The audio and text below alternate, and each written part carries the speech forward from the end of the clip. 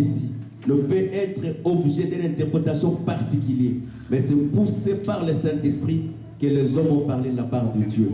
À chaque fois quand tu parles, Seigneur, tu branles, Seigneur, la puissance du monde ténèbres. Tu branles, Seigneur, la force du mal. Tu branles, Seigneur, Dieu de mon salut, la puissance maléfique et les œuvres du ténèbres, Seigneur.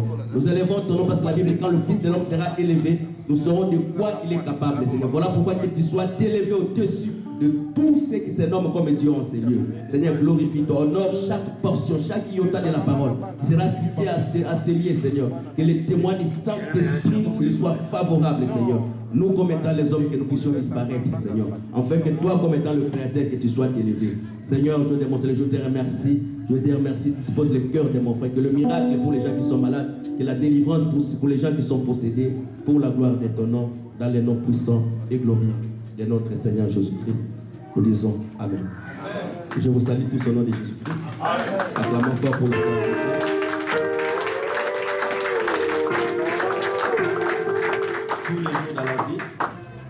Tous les jours dans la vie, quand tu viens devant la présence de Dieu, c'est une opportunité que le Seigneur nous a faite. Parce que personne de lui-même peut quitter chez lui de sa propre force et venir au culte. Et si tu viens dans le culte, il y a quelqu'un qui a ouvert une porte pour toi. Il y a quelqu'un qui a disposé ton cœur, même si tu avais les hésitations. Mais l'amour de Dieu a monté dans ton cœur, afin que tu puisses participer à cette culte aujourd'hui. Que le Seigneur vous bénisse. Prenons nos Bibles. Donc je crois que nous parlons sur le grand dernier, notre grand thème. Prenons nos Bibles, Genèse 50. Genèse 50, je commence par le verset 1 jusqu'au verset 11. Je lis au nom de Jésus-Christ. Mais dis quand même Amen. Je lis au nom de Jésus-Christ. Ça c'est automatique, ça c'est les saints, ça c'est les coutumes des saints. Il y a d'autres choses, ce sont les coutumes. Je n'ai pas encore interprété pour que tu puisses hésiter. Joseph se jeta sur le visage de son père, pleura sur lui et le baisa. Il ordonna au médecin à son service d'embaumer son père. Et le médecin embaumèrent Israël. 40 jours s'écoulèrent ainsi, et ils firent employer à l'embaumer, et les Égyptiens le pleurèrent 70 jours. Quand le jour des deuils furent passés, Joseph s'adressa aux gens de la maison de Pharaon et leur dit: si j'ai trouvé grâce à vos yeux, rapportez-les, je vous prie, à Pharaon ce que je vous dis. Mon père m'a fait jurer en disant: voici, je vais mourir. Tu m'enterreras dans le sépulcre que je me suis acheté au pays de Canaan. Je vous ai donc monté pour enterrer mon père et je reviendrai. Pharaon répondit: monte et enterre ton père, comme il te l'a fait jurer. Joseph monta pour enterrer son père. Avec lui montèrent tous les serviteurs de Pharaon, les anciens de sa maison, tous les anciens du pays de l'Égypte, toute la maison de Joseph, ses frères et la maison de son père. On laissant dans le pays de Goshen que les enfants, le brebis et le bœuf. Il y avait encore avec Joseph des chars et des cavaliers, en sorte que le cortège était très nombreux. Arrivé à l'ère d'Ada, qui est au-delà des Jourdain, ils firent entendre des grands et des profondes lamentations. Joseph fit à l'honneur de son père un deuil de 7 jours.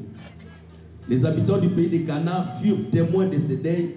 Dans l'ère d'Ada, ils dirent: voilà un grand deuil parmi les Égyptiens. C'est pourquoi l'on donna le nom d'Abel Mistraïn et à cette terre qui est au-delà du Jourdain. Prenons Genèse.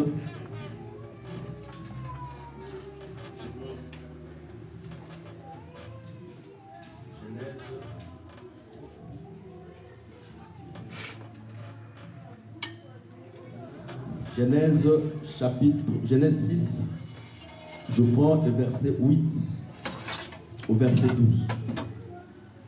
Noé trouva grâce aux yeux de l'Éternel. Voici la postérité de Noé, était un homme juste et intègre dans son temps. Noé marcha avec Dieu. Noé engendra 3 fils, Sem, Cham et Japheth. La terre était corrompue devant Dieu et la terre était pleine de violence. Dieu regarda la terre, voici, elle était corrompue car toute chair avait corrompu sa voie sur la terre. Alors Dieu dit à Noé, la fin de toutes les chairs est arrêtée par des vers de moi, car ils ont rempli la terre de violence. Voici, je vais les détruire avec la terre.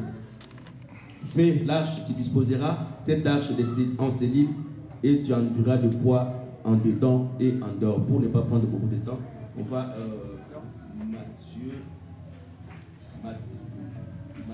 Jean 19. Pour ne pas perdre beaucoup de temps. Jean 19. Jean 19.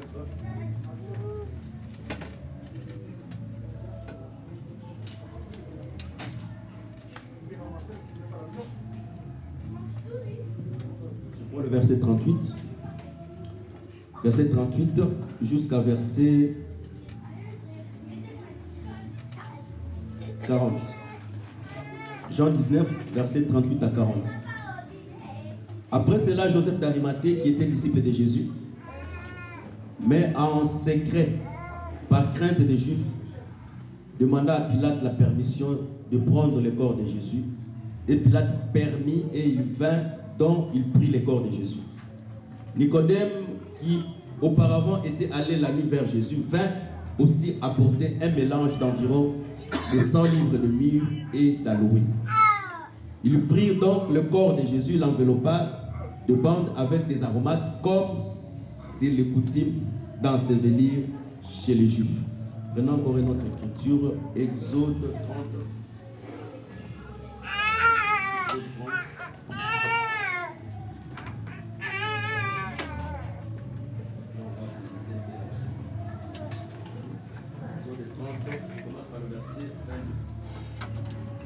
Exode 30, verset 22.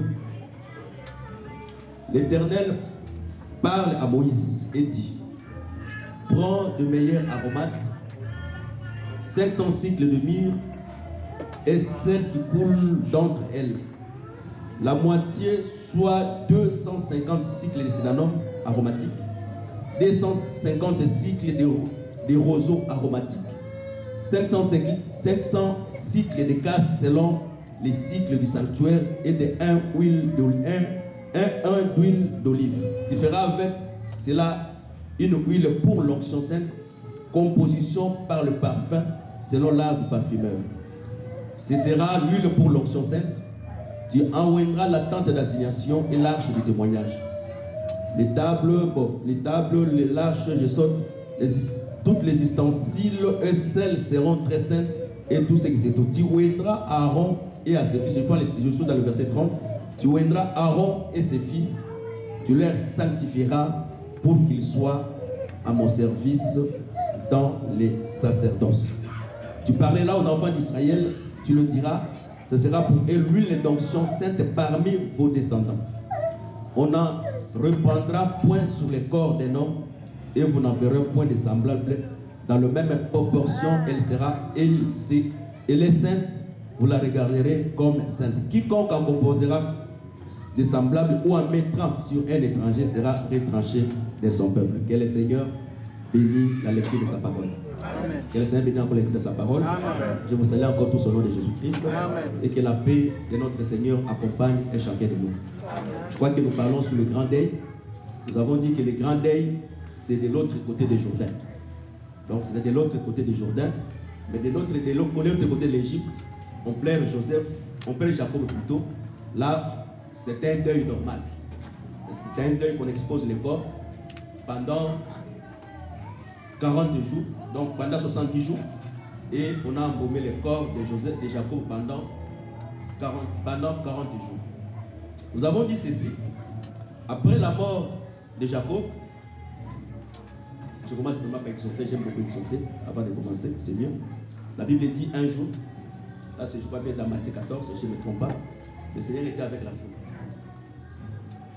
Et le Seigneur dit aux disciples de traverser de l'autre côté.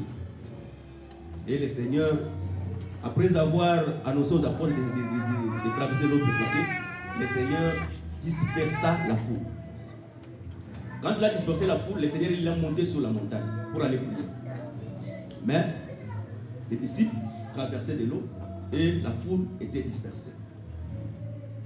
Pendant que les apôtres étaient dans la barque, la Bible dit qu'il y a un vent contraire. Quand il y a un vent contraire, le Seigneur qui était sur la montagne, le Seigneur est descendu sur la montagne et le Seigneur a commencé à marcher sur les eaux.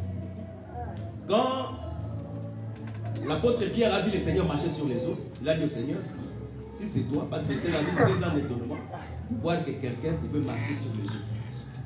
Vraiment, avant d'interpréter l'écriture, premièrement, c'était un miracle qui est humain, parce que Jésus-Christ était 100% homme, il était aussi 100% Dieu. En étant un homme, de voir un homme marcher sur les eaux. Il y a une pensée prophétique qui est cachée dans cette écriture. Quand Pierre a vu le Seigneur, il a dit, ordonne-moi aussi que je puisse marcher. La Bible dit, Pierre a commencé aussi à marcher. Et après, Pierre a fait naufrage. Et le Seigneur a mis sa main, il a secouru Pierre. Qu'est-ce que nous voulons un peu exhorter sur le peuple de Dieu? Premièrement, nous croyons. Le Seigneur voulait expliquer seulement le plan éternel qu'il a arrêté d'avance. C'est dans l'éternité, le Seigneur avait un foule de gens. Et dans l'éternité aussi, le Seigneur avait les gens qu'il a choisis comme étant les élus, qui sont les apôtres. Depuis le plan éternel, il y a un peuple que Dieu a dispersé.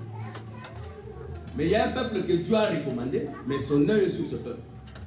C'est pour dire ceci. Nous tous, nous sommes les créatures de Dieu. Parce qu'Adam, c'est le père de toute l'humanité. Mais dis-moi, tout le monde n'est pas élu de Dieu. À ceux qui ne sont pas les élus, le Seigneur les disperse. Et le Seigneur les oublie.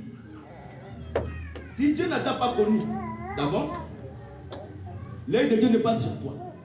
Et le calcul de Dieu ne passe sur toi. Voilà pourquoi Dieu, dans sa manière de faire, il disperse toujours la foule. Quand il disperse la foule, chacun prend son chemin. Même si tu deviens général de l'armée, même si tu deviens président de la République, Dieu n'est pas là-bas.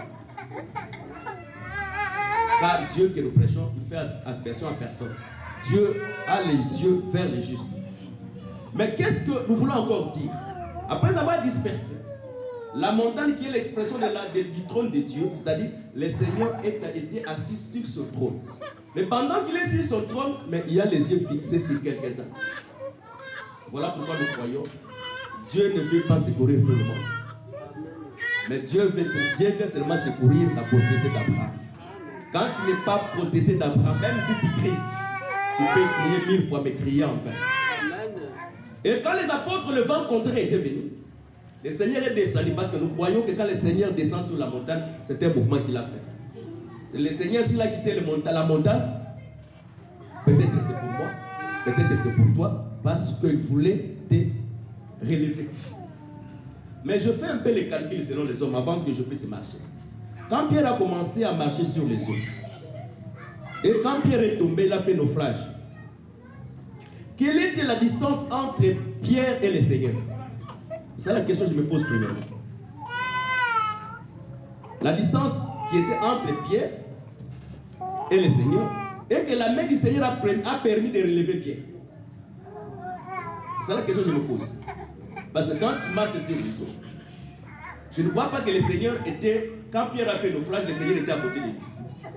Parce que si le Seigneur était à côté de lui, même dans la réalité, dans l'eau, quand quelqu'un tombe dans l'eau, il trouve que quelqu'un est à côté de lui, je crois qu'il va te saisir par les pieds, et en restant, vous allez périr tous les deux. Mais je crois qu'il y avait une distance qui séparait Pierre avec le Seigneur. C'est par là, la révélation intervient afin que nous puissions interpréter la pensée de Dieu. L'Écriture dit, la main de Dieu n'est pas pour délivrer, mais c'est nos péchés qui met barrière entre nous et Dieu. C'est-à-dire, si le Seigneur utilise la main, c'est-à-dire que Dieu a mis fin au péché. Parce que le Seigneur, en descendant sur la terre, en quittant la montagne et en descendant sur la terre, il a donné sa vie comme sacrifice. C'est ce sacrifice qui a expié le péché. Et il a étendu sa main qui est le ministère pour relever tout celui qui était là. Parce que les eaux représentent le peuple, les langues et les tribus. Tu ne peux pas marcher sur les eaux si la foi ne se trouve pas en toi. Parce que la Bible dit, c'est au prix de notre foi que nous avons triomphé le monde. Voilà pourquoi un enfant de Dieu, il marche au-dessus du monde. Il ne marche pas dans le monde. Parce que la foi lui a permis de triompher les mondes. Je continue toujours à donner la pensée. Mais la Bible dit, qu'est-ce qui a fait que les apôtres ont prié? Parce qu'il y avait un vent contraire. Je crois avec la Bible, si les fils de Job sont morts dans la maison du premier-né, parce que le premier-né, quand il a construit sa maison, il n'a pas bâti cette maison sous les rocs. Mais il a bâti cette maison sous les sables. Voilà pourquoi quand le vent sont venus, ont saisi le mur de la maison s'est écoulée et les enfants qui étaient là-bas sont morts. Nous croyons, Dieu se répète tout le temps. Voilà pourquoi le Seigneur, comme étant le premier-né cette fois-ci, pour construire sa maison, il a premièrement commencé à construire sa maison en posant les fondements qui sont de pierre. Quand le vent viendra, que cette maison demeure stable. Et nous croyons aussi, en dehors le Seigneur comme étant le premier-né, tout ministre est recensé, il est le premier-né. Prêcher, c'est édifier. Prêcher, c'est construire. Quand le ministre prêche, il doit poser aussi les fondements. Il ne peut pas prêcher la maison sur les sables, parce que dans l'église, dans la vie, les vents viendront. Et quand les vents viendront, si l'enseignement qu'il pose n'est pas posé sur les vraies bases de la doctrine, l'église ne va pas subsister devant le vent. Parce que nous croyons, là où il y a le Seigneur, les vents viendront. Comme les vents viendront, si l'enseignement qui a été donné n'est pas posé sur les vrais fondements de la parole, parce que la Bible ne peut pas poser notre fondement, à savoir Christ. Si Christ n'est pas enraciné dans la vie de plusieurs personnes, quand les vents viendront, les vents vont emporter. Et mais nous croyons aussi en dehors de Christ comme étant le premier-né. Tout celui qui a cru dans cette parole, il est enregistré dans l'assemblée de premier-né. Donc dans d'autres termes, il est le premier-né. Donc chacun de nous, il doit revoir sa vie s'il a battu sa vie sur les vrais fondements de la parole. Parce que dans la vie, même dans le mariage, même dans l'église du travail, même dans la famille, les vents viendront. Mais si la vie de la personne n'est pas posée sur les vrais fondements de la parole, les vents vont emporter cette personne. Voilà pourquoi la foi de plusieurs personnes n'est pas stable, parce qu'eux-mêmes, ils n'ont pas battu leur vie sur Christ. En dehors de eux-mêmes, l'enseignement qu'ils reçoivent, cet enseignement n'a pas permis de stabiliser les gens qui écoutent la parole de Dieu. Que le Seigneur vous bénisse. Amen. Que le Seigneur vous bénisse. Bon, je quitte un peu là-bas, sinon je vais démarrer. Je vais quitter ce modèle. Nous parlons sur le grand deuil. Nous parlons en particulier sur la mort de Jacob. Le jour que Jacob est mort, c'est le même jour que la Bible nous fait savoir que Joseph avait des médecins. Mais avant la mort de Jacob, aucune écriture dans la Bible nous dit que Joseph avait le médecin. Le jour de la mort de Jacob, c'est là où que la Bible nous a énuméré que Joseph avait les médecins à son service. Quand la Bible dit que Joseph avait les médecins à son service, avec peu de connaissances, nous pouvons tous comprendre qu'en Égypte, il y avait plusieurs médecins. Donc les pharaons avaient ses médecins, Potiphar avait ses médecins, comme aussi ici en France, chacun a son médecin traitant. Mais dis-moi, Joseph, il avait ses médecins.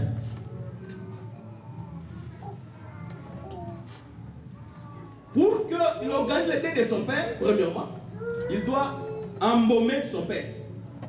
Nous avons dit embaumer pourquoi? Parce que le corps, depuis le péché d'Adam, la corruption est entrée dans cet corps. C'est par là que nous disons ceci. Exemple, un enfant né aujourd'hui, il meurt. Si ses parents n'ont pas cru à la parole, cet enfant va dans l'enfer sans voler, mais avec le péché d'Adam. Est-ce qu'on se comprend? Amen. L'homme, c'est-à-dire cet enfant, meurt sans voler, sans faire l'impudicité, sans faire l'adultère. Parce que quand on est avec le péché d'Adam. Et quand quelqu'un croit en Christ, il le reçoit parce que le second Adam est venu donner la vie à celui qui était mort. Voilà pourquoi tout celui qui n'est pas en Christ, bien qu'il peut avoir un bon posture, mais il est mort. Joseph qui a organisé le deuil de son père, aujourd'hui nous allons un peu apprendre quels sont les produits que Joseph a utilisé pour embaumer son père. Si embaumer, c'est enlever la corruption dans la chair. Si embaumer, c'est enlever la corruption dans la chair, c'est-à-dire dans d'autres termes, embaumer, dans l'état actuel, c'est enlever le péché dans la vie d'un frère, d'un soeur, d'un ministre, d'un quelconque personne. Parce que la corruption naturelle, c'est l'image aussi de ce que nous parlons aujourd'hui de la corruption spirituelle. Voilà pourquoi Joseph a pris les médecins pour embaumer son corps, mais il doit utiliser les produits appropriés pour que le corps de Jacob ne subisse pas la corruption. Vous savez, le corps de Jacob, c'est quoi? Le véritable Jacob, c'est le Seigneur, c'est lui qui est la tête. Et le corps, c'est l'Église, c'est toi et moi, qui sont les corps de Jacob, où Dieu a pris les médecins qui sont le ministre, avec un seul objectif, que ton corps qui est corruptible puisse quitter la corruption, puisse revêtir l'incorruptibilité. Dans d'autres termes, ton corps qui amène les désirs du péché, parce que c'est la chair qui nous ramène à la convoitise, afin que le péché puisse se révéler dans notre vie.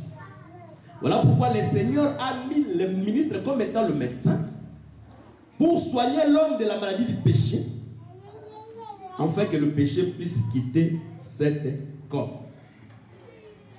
Que le Seigneur vous bénisse. Nous avons lu Jean 19. La Bible dit qu'on voulait embaumer Jésus. Donc, selon les coutumes des Juifs, quand quelqu'un meurt, on doit l'embaumer. Pour embaumer le Seigneur, on a pris les aromates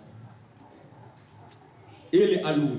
Donc, les aromates, c'est le myrrhe, l'encens. On a pris ces produits pour embaumer le Seigneur, que le Seigneur, son corps, ne soit pas abîmé. Quand nous regardons ces produits qu'on a utilisés dans Jean 19 pour embaumer le Seigneur, c'est les mêmes aussi produits qu'on utilise pour oindre les sacrificateurs et les ustensiles du tabernacle. C'est-à-dire, Dieu a ordonné à Moïse de composer ce que nous appelons l'huile d'onction. De prendre les arômes, les cinnamons, le mûr. Quand tu lis la Bible dans Exode 30, tu verras les produits qu'on a utilisés pour oindre le sacrificateur, les souverains sacrificateurs et les ustensiles du tabernacle. C'était 5 produits qui étaient l'image des 5 grâces ministérielles. C'est les ministères, les prophètes, les docteurs, l'apôtre, les pasteurs. Ce sont les produits que Dieu a sélectionnés pour réunir, pour en faire l'huile, en fait de s'en servir pour oindre. Donc c'est-à-dire pour donner la capacité. Parce que Exode 40 te dit, tu oindras Aaron et ses fils de l'huile d'onction, afin qu'ils me servent à perpétuité dans les sacerdoces. C'est-à-dire dans d'autres termes, l'huile, c'est une capacité qui nous permet de servir Dieu dans les sacerdoces. Dans d'autres termes, les sacrificateurs étaient, avant d'entrer dans le service, les sacrificateurs étaient un homme embaumé. Je prends l'écriture. La Bible dit qu'à tout le temps, que tes vêtements soient blancs et que l'huile ne manque pas sur ta tête. Prenons un exemple naturel. Si on prend l'huile, on te met sur la tête maintenant. Si même tu étais habillé en blanc, je crois que tes habits vont changer de couleur. Mais l'huile qu'on parlait, c'est le Saint-Esprit. C'est l'onction de Dieu. C'est-à-dire quand l'onction vient, tu ne peux pas avoir l'onction sur ta tête et que tes vêtements soient sales. Quand il y a de l'huile sur ta tête, tes vêtements doivent aussi demeurer blanches. Donc voilà pourquoi nous croyons. Quand Dieu oint quelqu'un, Dieu choisit quelqu'un, quand il met l'huile sur lui, la vie de la sainteté sera automatique parce que ses vêtements seront blancs par rapport à l'huile qu'il a reçue. Voilà pourquoi on ne peut pas admettre quelqu'un avec l'onction Mais le vêtement, qui est les œuvres, ne correspond pas à ce que dit la parole de Dieu. Je prends encore un deuxième exemple. Dieu a donné à Joseph la capacité d'interpréter les songes. Parce que l'onction, c'est une capacité. Jacob qui interprétait les songes, et Joseph qui interprétait les songes, mais le jour que la femme de Potiphar voulait saisir Joseph pour coucher avec lui, Joseph a fui. Dans d'autres termes, la même capacité qui te donne la capacité d'interpréter l'écriture, cette capacité doit être aussi en toi pour fuir les péchés. Mais si tu interprètes seulement les écritures, que tu vis dans le péché, il y a une contradiction, il y a quelque chose qui ne va pas dans ta vie. Que le Seigneur bénisse. Je prends une troisième exemple et puis je vais rassembler pour un peu bien marcher. Dieu regarde la terre. La terre est remplie de péchés. La terre est corrompue. La terre est corrompue. Dieu dit, je vais maintenant exterminer la chair. Toute chair, tout ce qui vit sur la terre va mourir. Dieu dit à Noé, fais-toi l'arche. Noé construit l'arche. Précision. Dieu a dit à Noé, prends ta femme, prends tes enfants, et les femmes entrent avec eux dans l'arche. C'est-à-dire, si on dit que Noé fut le 8e prédicateur de la justice, Noé 8e prédicateur de la justice, c'est-à-dire Noé est allé seulement prêcher sa famille. Dieu n'a pas dit à Noé de prêcher tout le monde. Relis l'écriture très bien. Dieu n'a pas dit à Noé de prêcher tout le monde. Mais Dieu dit à Noé, prends celui-ci, celui-là, celui-là, celui-là, entre avec les dans l'arche. Voilà pourquoi nous croyons. Comme Dieu dit, ce qui arriva au temps de Noé, arrivera aussi à l'avènement des fils de l'homme. Nous croyons avec les Écritures. Le Seigneur aussi, quand il est venu comme étant le véritable Noé, il n'est pas venu pour prêcher pour tout. Il n'est pas venu prêcher il n'est pas venu prêcher tout le monde. Il est venu prêcher un chiffre bien calculé. Si tu n'es pas dans les calculs de Dieu, même si tu es au milieu de nous, cette prédication ne te concerne pas. Parce que Dieu a déjà fait ses calculs. Maintenant, Noé, quand il est entré dans l'arche avait une porte et l'arche avait une fenêtre. Frère Serge, l'arche avait une porte et l'arche avait une fenêtre. Quels que soient les oiseaux volent, l'aigle vole, quels que soient les animaux qui marchent avec les quatre pattes, la porte d'entrée pour les animaux, pour les oiseaux, c'est la seule porte qui était la porte terrestre. Qu'est-ce que nous voulons dire? Même si tu as la connaissance pour voler, parce que l'oiseau, bien qu'il va voler, mais sa porte d'entrée, c'est sur la terre. C'est la seule porte qui devait entrer. Et les oiseaux, et les animaux, et les hommes, tous ils ont une seule porte. Qu'est-ce que nous voulons dire? La doctrine reste la seule porte pour le salut. Même si tu prêches et tu voles, donc tu entres, donc quand moi je vais commencer à voler. Mais avant de commencer à voler, il faut entrer par la porte qui est la doctrine. Parce que la doctrine, c'est la seule référence pour tout enfant de Dieu pour le salut. Et quand nous parlons de la doctrine, attention avec la doctrine de Christ. Quand quelqu'un ne comprend pas bien la doctrine, il peut croire qu'il fait le bien, mais il est déjà dans le péché. Parce que la doctrine fixe la limite d'exercice de chaque frère, de chaque sœur, de chaque ministre. C'est quand tu vas au-delà de ce qui est écrit. Quand on dit au-delà de ce qui est écrit, ce n'est pas seulement au-delà de l'interprétation, non. Au-delà aussi de ton exercice comme étant un frère au sein de l'assemblée, ton exercice vis-à-vis de l'œuvre de Dieu. Est-ce que vous comprenez ce que je dis? Je répète, je prends un exemple.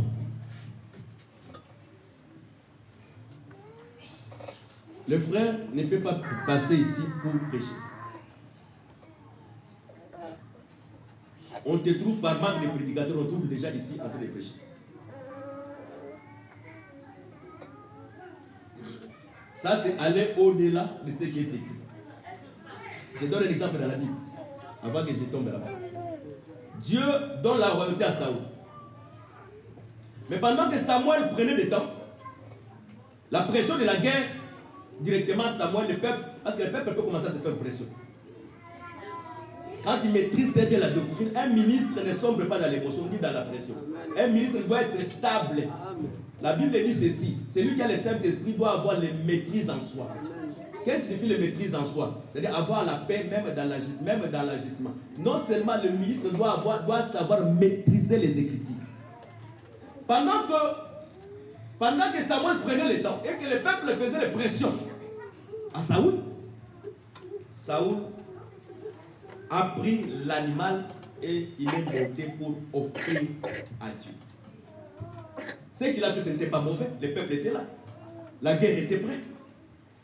Mais quand Samuel est arrivé, il a dit l'obéissance vaut mieux que le sacrifice. C'est-à-dire, tu as divisé ta royauté. Parce qu'il est allé au-delà des limites qui lui ont été fixées. C'est ça que nous appelons la doctrine. Les limites de chacun dans l'œuvre de Dieu. Mais je ne suis pas sur ça. On va en parler parce qu'on a encore le temps. Donc, c'est-à-dire, chacun de nous a une limite. Tu peux avoir une bonne pensée, mais quand tu dépasses les limites, c'est là où ton péché commence. Il y a beaucoup. Les péchés, ce n'est pas seulement vous. Les péchés, ce n'est pas seulement qu'on t'attrape dans l'impudicité. Mais le péché, c'est la mauvaise compréhension de la parole dans l'exercice de la doctrine. Voilà pourquoi, avant d'édifier les livres, on commence par poser la doctrine, parce que la doctrine supporte le poids du mur et la doctrine supporte le poids du toit. Le toit, c'est la prophétie. Si la prophétie n'est pas bâtie sur la doctrine, ça ne sert absolument à rien. Et Noé entrant dans l'arche. Dieu a commencé maintenant à pleuvoir pour que Dieu puisse mettre fin au péché. Dieu a commencé à faire pleuvoir la pluie. Donc dans notre terre, pour que Dieu puisse embaumer la terre, le produit qu'il a utilisé que pour que le péché, parce que la terre c'est cet corps ici, pour que la terre, pour que la corruption disparaisse sur la terre, le Seigneur a commencé à faire pleuvoir la pluie. La pluie descendit. La pluie descendit. La même pluie, c'était le jugement de la vie pour les gens qui étaient dans l'arche, mais c'était le jugement de la mort pour les gens qui étaient en dehors de l'arche. Est-ce qu'on se comprend? La même parole que nous prêchons ici, aujourd'hui, parce que l'Écriture dit, le jugement commencera dans la maison de Dieu. Quand la Bible dit que le jugement commencera dans la maison de Dieu, ce n'est pas dit que Dieu viendra dans une église, il s'assoit avec les habits blancs, avec un grand trône, il commence à appeler les gens qui sont dans l'église. Non. Le jugement qui commencera dans la maison de Dieu, c'est quoi? C'est cette prédication que nous sommes en train de prêcher aujourd'hui. Pour les gens qui seront sauvés, c'est un jugement pour la vie. Amen. Mais pour les gens qui ne seront pas sauvés, c'est un jugement pour la mort. La pluie a commencé, c'est-à-dire, la pluie, c'était aussi le produit de l'embaumement que Dieu a utilisé pour embaumer la terre. Quand est-ce que la pluie va s'arrêter? Jusqu'à ce que la corruption va disparaître sur la terre. C'est par là que nous disons ceci. Dans ce temps-là, il y avait plusieurs montagnes. Il y avait plusieurs montagnes. Il y avait des montagnes élevées, il y avait des petites montagnes. Quand la pluie descend, le premier jour de la pluie, les petites montagnes, les collines disparaissent. Mais il y a d'autres montagnes, pour que ça puisse disparaître, il faut que la pluie descende en abondance. Qu'est-ce que nous voulons dire? Parce que nous allons chercher aussi les façons de parler. Qu'est-ce que nous voulons dire par là? La chair telle que nous sommes ici, nous avons plusieurs ennemis. Je prends vraiment un exemple public. Israël, quand il est sorti de l'Égypte, quand il est sorti de Canaan pour aller en Égypte, il n'y avait aucun combat. Israël n'a retrouvé aucun résultat pour entrer en Égypte. Mais Israël, pour sortir maintenant de l'Égypte, pour aller en Canaan, pour maintenant entrer dans l'héritage, c'est là où la guerre a commencé. Je vais te dire ceci aujourd'hui. s'il y a des combats dans ta vie, parce qu'il y a une promesse qui est devant toi. Amen. Si tu es sans promesse, tu ne verras aucun combat dans ta vie. Amen. Mais comme tu es un fils de promesse, pour entrer dans la promesse, le combat viendra. Et ces combats, au fur et à mesure que tu marches, parce qu'Israël marchait avec les pieds pour aller en Canaan, mais nous marchons par la foi. Amen. À chaque fois que nous allons faire un parcours, il y a les combats qui vont commencer le premier jour, il y a les combats après 20 ans, après 30 ans, mais ce qui est important, comme le Seigneur nous a promis, nous hériterons l'héritage. C'est-à-dire le combat d'aujourd'hui, ça ne t'empêchera jamais d'atteindre l'objectif que le Seigneur a fixé sur toi. Mais seulement que tu demeures ferme et que tu marches dans la foi. Quand la pluie descendait, l'arche montait, les montagnes disparaissaient. L'arche, c'est quoi? C'est la partie intérieure de l'homme. Et la terre c'est quoi? C'est la partie extérieure de l'homme. Quand l'homme n'a pas encore, quand Dieu n'est pas venu encore dans la vie de l'homme, l'esprit et la chair, elle est collée. Elle est collée comment? C'est-à-dire, quand tu veux pécher, tu vas directement pécher sans hésiter. Quand tu veux voler, tu vas voler sans hésiter. Quand tu veux faire l'impudicité, tu vas le faire sans hésiter. Mais quand l'esprit commence à se séparer avec la chair, c'est-à-dire l'esprit commence à prendre de l'autonomie, c'est maintenant il y a ce que nous appelons la guerre entre l'esprit et la chair. Tu veux voler, il y a une autre pensée qui ne volez pas. Tu veux faire l'adultère, non, ne le fais pas, tu es une femme mariée, tu es un fils du Seigneur. Il y a maintenant une guerre au-dedans de toi. Que le Seigneur bénisse. C'est-à-dire, dans d'autres termes, quand la pluie commence à descendre, l'âge commence à monter, c'est-à-dire, nous commençons à se perfectionner petit à petit. C'est-à-dire, le perfectionnement dans ta vie, au moyen de la parole, va faire disparaître d'autres montagnes sans faire les efforts. Il y a certaines situations dans notre vie, ça prédit encore, parce qu'il y a une étape de péché ou une situation qu'on n'a pas encore dépassée. Je prends un exemple terre à terre. Même les gens qui ne prient pas, avec la bonne éducation, toute femme mariée a une connaissance que si je fais l'adultère, mon mari prie ou ne prie pas, je mets mon mariage en péril. Est-ce que c'est compris? Maintenant, si la personne n'a jamais écouté la parole, parce que l'adultère chez les nations, c'est fréquent. Mais quand quelqu'un commence à écouter la parole, et que la parole lui convainc déjà dans l'adultère, c'est-à-dire dans son parcours de la vie, il y a une montagne qu'il a vaincue. C'est-à-dire, son mariage est déjà assuré parce que l'adultère ne se trouve plus en lui. Mais toutes les situations de sa vie n'est pas résolues. Mais du moins, la pluie de la parole qui est descendue en lui lui a vaincu l'adultère et il y a encore d'autres situations qui viendront. Parce qu'il y a des sœurs ou des frères, quand tu ouvres la bouche pour insulter, tu vas regretter. Voilà pourquoi la bouche de plusieurs frères et de plusieurs sœurs doit être aussi embaumée. On embaume tous les corps. Mais il y a ceci, quand on embaume les corps, quand tu regardes très bien, le corps sera dans le même état. La chair ici sera dans le même état. Mais le travail qui sera fait pour que la chair ne soit pas détruite, ça ne sera pas le travail extérieur, mais ça sera le travail intérieur.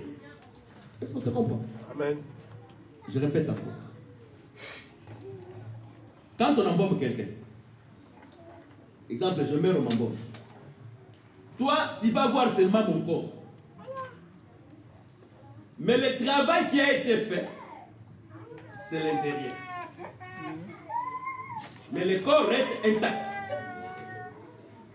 C'est-à-dire, si le Seigneur fait le travail dans la vie d'une personne, ça sera le travail intérieur, mais c'est avec la même personne.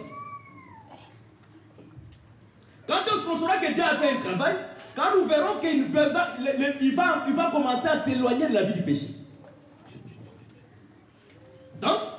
quand la pluie descendait, l'arche montait petit à petit. Voilà pourquoi la perfection, le perfectionnement est très important dans ta vie. Il y a beaucoup de situations que nous prions et que les situations ne changent pas. Parce qu'on n'a pas encore atteint une étape de la perfection. Au fur et à mesure que nous avançons, je ne volais plus. Je prends un exemple. Tu n'as pas de papier. Mais tu n'as pas une bonne conscience, tu es tenté de frauder.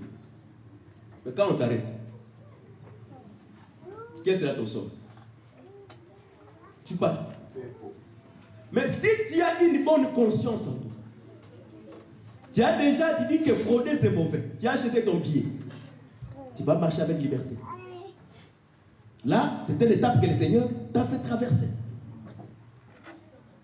Voilà pourquoi un chrétien doit se faire perfectionner du jour au jour. Si tu trouves qu'il y a quelque chose qui ne va pas dans ta vie, que tu ne parviens pas à laisser, il faut prier pour ça. Amen.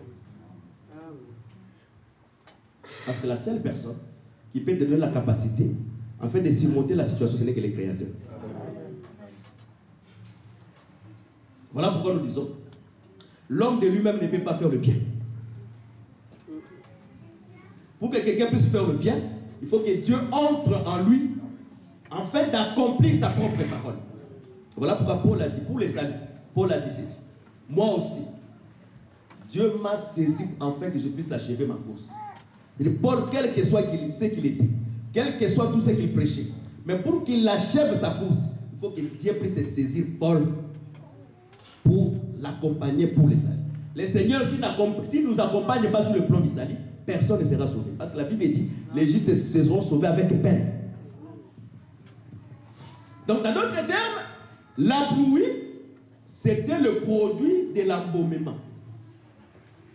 Maintenant, Job explique. Je ne veux pas donner l'écriture. Job explique ceci. Dans Job 37, verset 13, il dit ceci. Dieu utilise comme étant la verge comme signe de son amour pour frapper la terre. Donc, dans d'autres termes, la pluie qui était descendue au temps de Job, au temps de Noé, c'était une verge. Je vais t'expliquer avec toutes les révélations, puis je vais rentrer dans ce que je vais parler. Je prends un exemple. Si la pluie était la verge, les gens qui étaient entrés dans l'arche, la verge, les gens qui étaient dans l'arche, même si Dieu frappe la terre et l'arche, mais les gens qui sont dans l'arche, ils sont exclus du châtiment. Dans d'autres termes, c'est l'arche qui reçoit le châtiment des gens qui sont dans l'arche. Voilà pourquoi nous croyons. Tous les gens qui ont reçu le Seigneur, le châtiment qui lui donne la paix est tombé sur lui parce que nous avons cru. Mais pour les gens qui sont en dehors de l'arche, la verge est toujours sur leur vie. Donc dans d'autres termes, la verge, c'est aussi le produit de l'embaumement. Voilà pourquoi nous croyons. Le ministre, comme étant un médecin au service de Joseph, qui a obligation d'embaumer le corps de Jacob, pour embaumer le corps de l'Église, nous devons voir aussi la verge sous la main de celui qui est en train de prêcher. Voilà pourquoi si l'évangile, tu viens tout le temps, tu écoutes la parole, tu sors, tu es dans la joie. Je crois que dans les lieux où on est en train de prêcher, on n'utilise pas la verge. Vous savez, naturellement, quand on frappe quelqu'un trop, à un certain moment, le corps s'habitue et la souffrance se manifeste. Voilà pourquoi, pour que Dieu puisse nous perfectionner, Dieu doit utiliser vraiment la verge de sa parole, parce que la parole c'est une verge. Tu es dans le péché, tu es dans l'impunicité, tu es dans le mensonge, tu es dans le faux mariage, on est derrière toi, on te donne la vraie verge. Pourquoi la verge? La verge, elle est le signe de l'amour pour ce que Dieu aime. Parce que si Dieu ne t'aime pas, Dieu ne va pas te châtier. Dieu va te laisser progresser dans les mal, afin que tu te détruis encore. Voilà pourquoi avec facilité tu vois, oh, bon, j'ai péché hier, j'ai bien prêché, les gens sont tombés. Attention, tu es déjà dans l'égarement. En dehors de la verge qui est la parole, Dieu dit ici à Israël, je ne chasserai pas toutes les nations qui se trouvent tout autour de vous. Sinon le pays va devenir désert. Je le conserverai, je le garderai comme étant une verge. À chaque fois que vous allez me désobéir, je vais utiliser ces nations comme étant une verge. C'est-à-dire, c'est par là que nous avons dit la fois passée. Les démons remplissent convenablement leur mission sur la terre. Jusqu'au jour de leur jugement. Voilà pourquoi même si tu brûles les démons, même si tu les brûles, ils ne seront pas brûlés. Pourquoi? Parce qu'ils ont une mission à accomplir. Ils sont la verge entre les mains de Dieu pour tout celui qui va quitter l'évangile de la vérité. Voilà pourquoi chaque fois, quand il désobéit, Dieu, quand il met comme ça, la tante sorcière, elle prend la verge. Il dit, va. Tu vois l'enfant, il commence à faire le fièvre. Comme vous aimez les enfants plus que Dieu. Parce que Dieu va toucher seulement ce que tu aimes. L'enfant commence à faire des fièvres. Allons vite à l'hôpital. Vous allez à l'hôpital, on met les tests. Il n'y a rien. Oh, allez vite. Rien. Tu peux mettre ta soeur. Ici, si j'ai ma tête, mon enfant va mourir devant mes yeux. Laisse-moi rentrer vite. C'est-à-dire, Dieu a laissé les démons opérer. Non pour te détruire, mais comme une verge, quand il veut te perfectionner. En fait, il utilise pour te frapper. Voilà pourquoi la création tout entière, c'est les armes de Dieu. La création. Même les étoiles, c'est la verge de Dieu. Même ta femme, ton mari, c'est la verge de Dieu. Quand tu n'écoutes pas, les choses que la femme va commencer à faire, quand tu la regardes comme ça, tu dis, ça c'est vrai, la femme vraiment que je parlais avec lui le premier jour. Est-ce que ça c'est vraiment mon mari? Ça c'est celui-ci. C'est une verge afin que tu puisses rentrer en route. Mais dans le perfectionnement, quand on perfectionne par le produit, Dieu a un objectif. Voilà pourquoi on a fait le mélange des produits. Là, j'ai rassocié maintenant tout ce que je suis en train de dire. On a fait le mélange des produits. Premièrement, l'huile d'onction. Ce n'est pas cette huile ici que vous voyez, tous ces groupes de prières et de pasteurs sont en train de vendre. Parce que la composition d'huile d'onction était de 5 ingrédients différents. Et il était interdit à un humain de faire l'huile en proportion d'huile du parfumeur. C'est-à-dire, quand quelqu'un fabrique même naturellement comme ça, cette huile, il doit être retranché, il doit être tué. Et on ne peut pas l'appliquer chez un étranger. Étranger dans d'autres termes, on ne peut pas prendre un pécheur, un magicien, un voleur. On prend cette huile, on pratique sur lui. Cette huile servait seulement à oindre les sacrificateurs et à oindre ses habits et les ustensiles du tabernacle.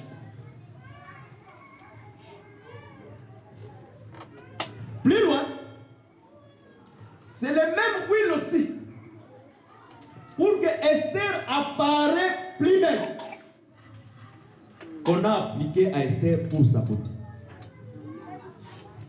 Esther, premièrement, naturellement, elle était belle de figure et elle était belle de taille. Mais le goût des rois ne se limitait seulement pas par le bel de taille et belle de figure, mais le goût du roi était lié au travail que les édicts des rois devaient faire pour qu'Esther apparaisse encore plus belle. Que les Seigneur bénisse. C'est par là que je comprends. Une femme belle, ce n'est pas par l'apparence extérieure, c'est Dieu. Mais une femme belle, c'est une femme où elle est embaumée. Son corps a quitté le péché. Parce que la beauté, c'est l'autre Dieu. Si quelqu'un a vu le péché, il n'est pas. Parce que Paul dit ceci. je vais vous présenter au Seigneur comme une fiancée. Puis, laver par l'eau qui est la parole, une épouse sans tache, ni ride, et rien de semblable. Les rides, c'est quoi? C'est le péché. Il faut que quand on veut présenter quelqu'un, il doit être lavé par l'eau qui est la parole. Dans d'autres règles, il doit être embaumé par la parole. C'est quand quelqu'un est embaumé par la parole, voilà pourquoi l'embaumement va jouer l'œuvre intérieure, mais ça sera vu par l'œuvre extérieure. Voilà pourquoi dans notre évangile, nous ne sommes pas comme les gens qui disent il ne faut pas me juger de la manière que je me suis habillé. Il faut me juger seulement dans le cas, c'est l'intérieur qui compte. Non. Dans l'évangile, quand on embaume quelqu'un, on ne va pas voir ce que le travail qui s'est fait à l'intérieur de l'embaumement. Peut-être le médecin, il a opéré, il a enlevé ce qui était dans le ventre, il a tout enlevé, même le cœur, et il t'a embaumé. Nous, on n'a pas la capacité de voir. Nous, on va voir seulement l'embaumement par le travail extérieur. Mais le travail était fait à l'intérieur, on t'a enlevé le foie, on t'a enlevé le cœur, tout on a enlevé. Mais nous, quand on vient, on ne sait pas si on a levé l'intérieur, mais nous, on voit seulement l'extérieur qui